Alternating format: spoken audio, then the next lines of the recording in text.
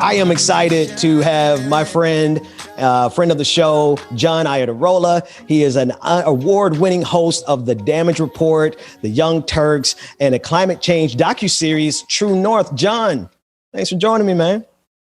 How's it going? I'm glad to be on.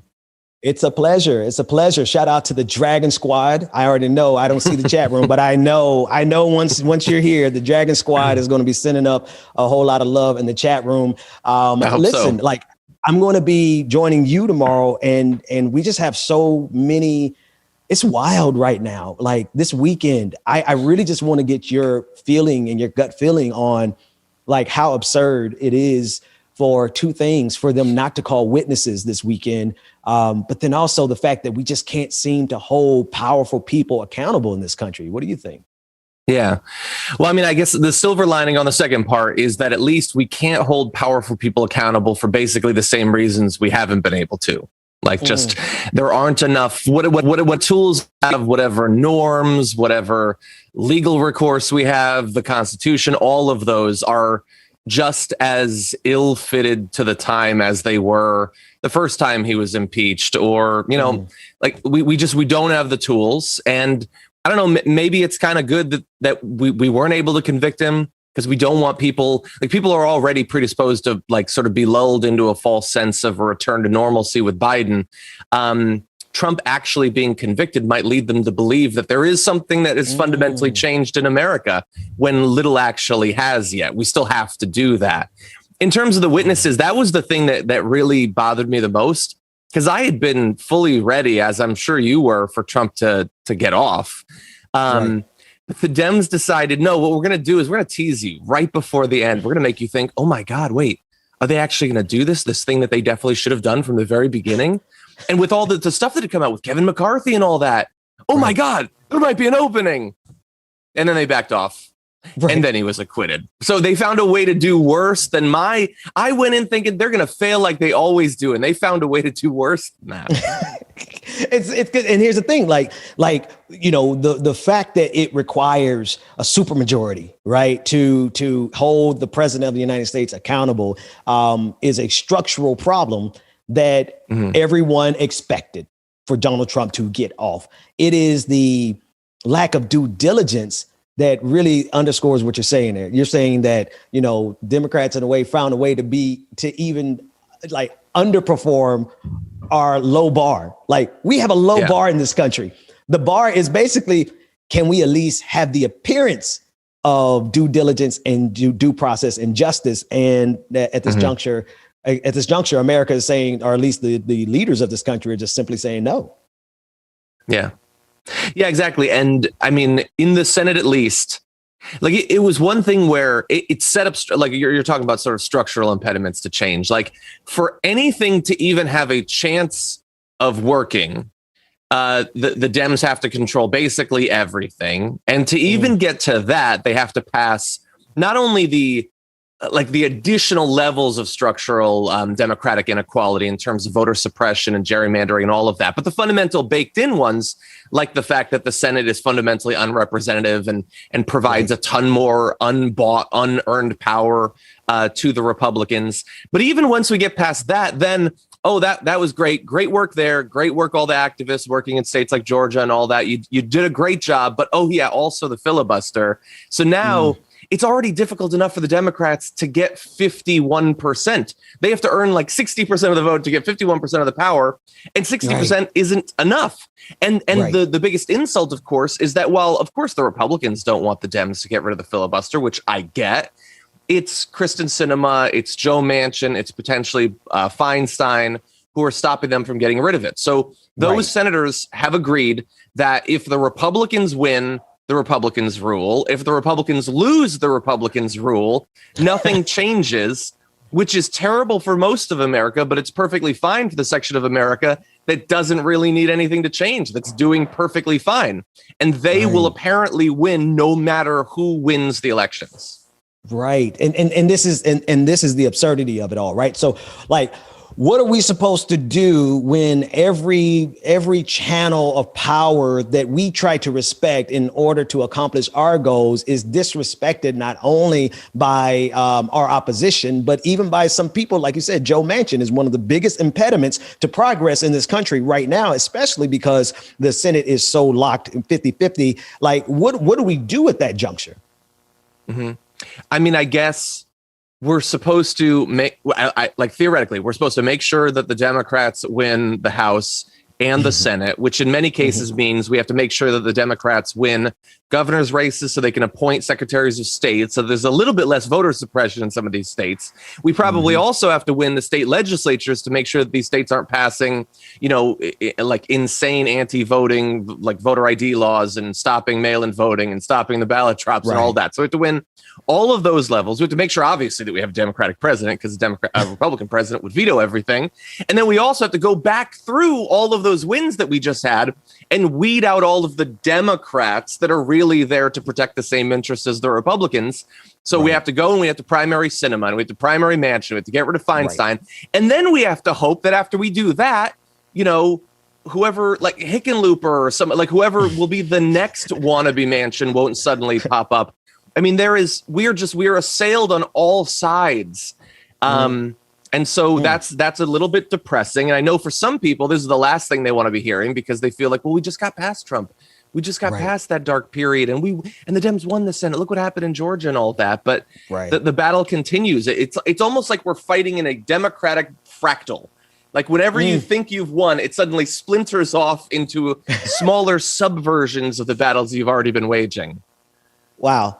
Man, there's so many different ways I want to go with that, because that's actually a great, it's almost like we have fallen into a Pandora's box of chasing after an opportunity to do good in this country. And structurally, from the Constitution itself to the Senate, to the people who are in power currently, they are actively working against that progress. I want to play a clip.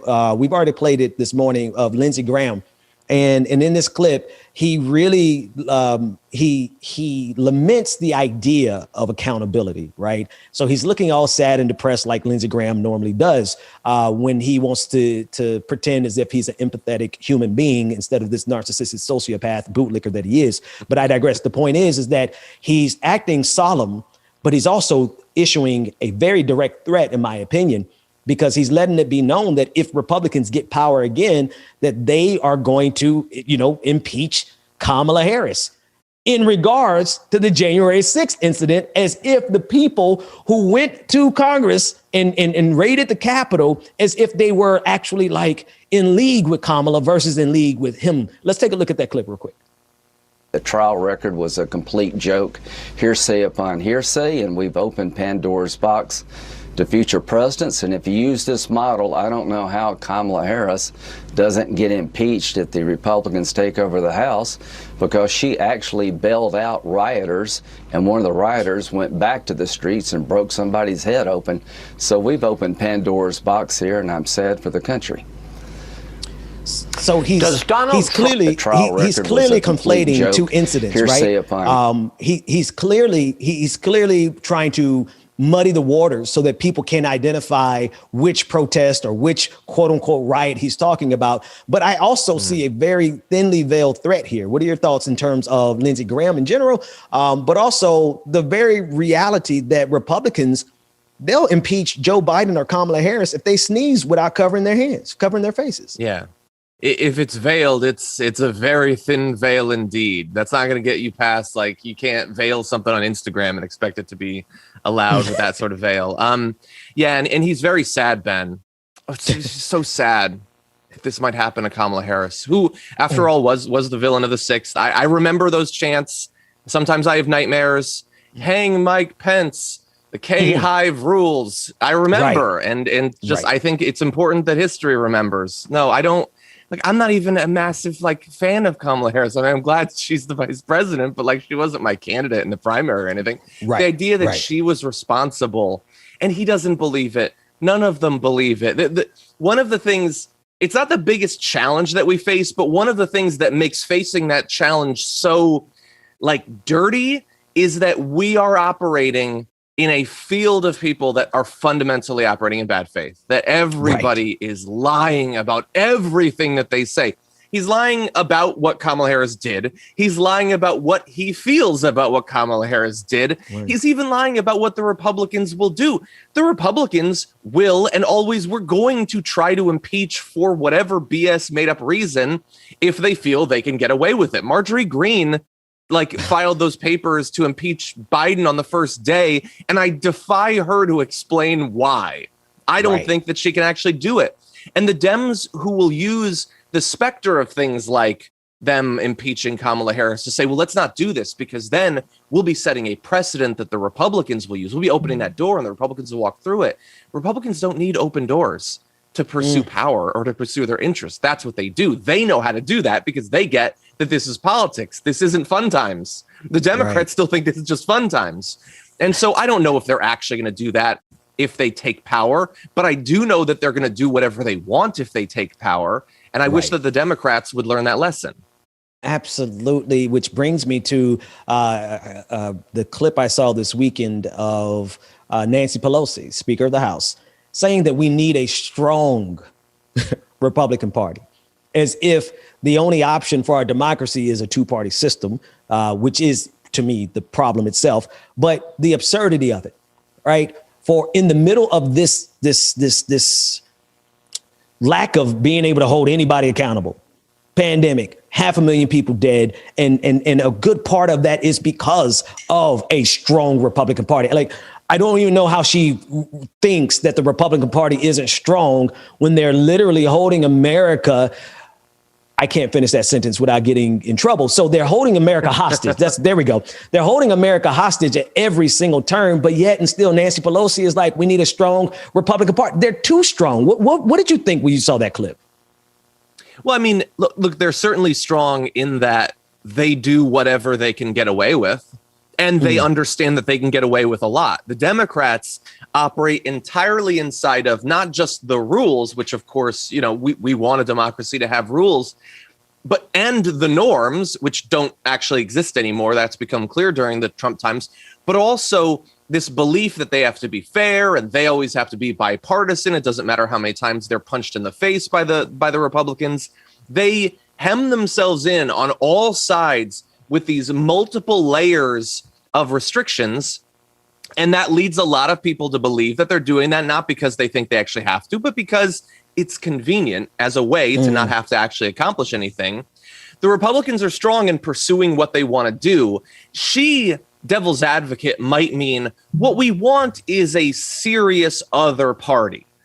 But when was the Republican Party that party? Okay, so you mean before QAnon, I assume, but what do you mean during the 90s when they pretended that Bill Clinton getting a blowjob was the worst thing the country had ever seen? Was it during the 80s when they just deregulated everything and gave endless sums of money to the rich? Of course, that's also what they did under George W. Bush and Trump. That's sort of consistent. Was it even earlier than that? I mean, the whole period of just explicit appeals to racist white Southerners. Which Republican Party do you want to be strong again? I guess they mean something like, well, Eisenhower had a couple of good points about the military-industrial complex. That was 1 billion years ago, and it bears no relationship to the Republican Party.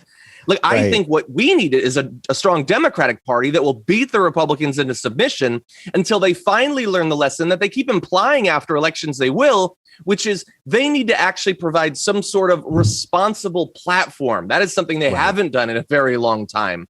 And we can then disagree on it. We can disagree on some of the base facts that inform our politics, but we don't have that. We don't have that. And she should worry less about the party she's not in charge of and more about the party that she's supposed to be in charge of.